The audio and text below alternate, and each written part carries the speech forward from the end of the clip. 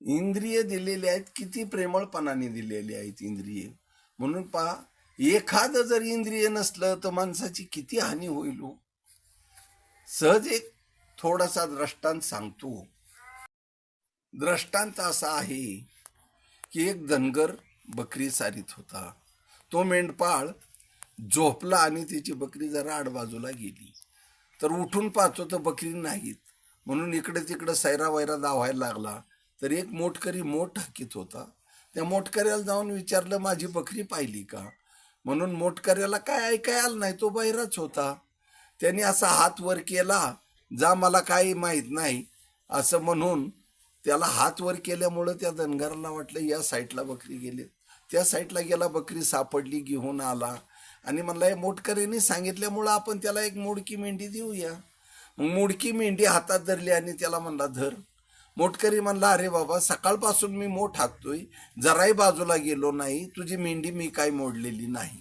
म्हणून दोघांचा वादावाद झाली आणि दोघही न्याय करायला गावाच्या दिशेने निघली. ते गावाच्या दिशेने जात असताना पुढून एक घोडेश्वर येत होता. तोही बहिराच होता.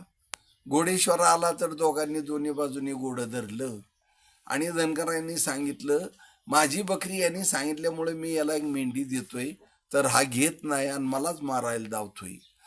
तर मोटकऱ्यांनी सांगितलं, मी सकाळपासून मोठ हाकतोय, याची मेंढी मी मोडली नाही, तरी हा माझ्यावर आरोप करतोय. म्हणून घोडेश्वरांनी सांगितलं, तुम्ही दोघं काय चौघं जरी आला तरी माझ्या घरच्या गोडीचं गोड आहे, मी काय चोरून आणलेलं नाही.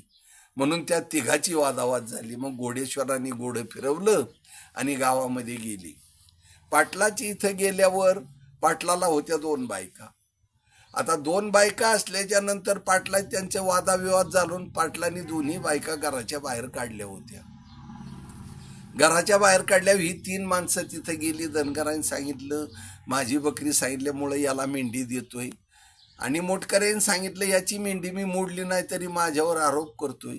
घोडेश्वरांनी सांगितलं, हे माझ्या घरच्या गोडीचं गोडा असून हे म्हणत्या चोरून आणलं.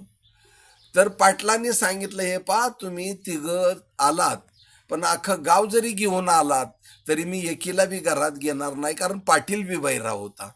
सांगायचं तात्पर्य की एक इंद्रिय नसेल तर केवढी मोठी जीवनामध्ये हानी होती. आणि त्या दयाळू परमेश्वराला आपल्याला 9 इंद्रिय दिलेली आहेत. आणि म्हणून दिली इंद्रिय हात पाय कान डोळे मुख बोला या वचन, जेणे तू जोडशी नारायण, नाशे जीवपन भवरोग. रामकृष्ण हरी.